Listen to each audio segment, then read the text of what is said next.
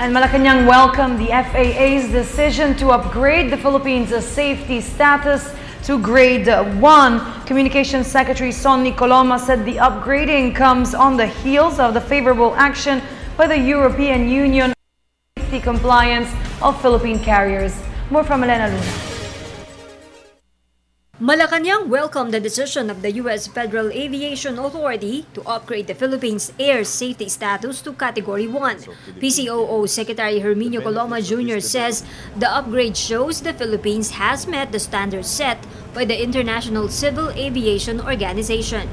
These upgrades in the country's safety status demonstrates the capability of the Civil Aviation Authority of the Philippines to implement institutional reforms to ensure that the country's aviation industry is globally competitive and conforms with international safety standards.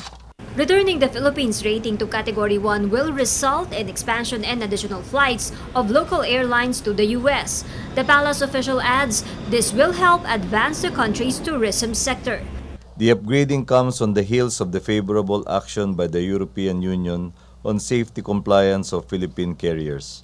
The benefits of this development include greater access to U.S. routes, more fuel-efficient planes, and faster growth of the Philippine tourism and aviation sectors. It was in 2008 when the U.S. Federal Aviation Administration downgraded the Philippines to Category 2 because of safety concerns. For the People's Television, Elena Luna.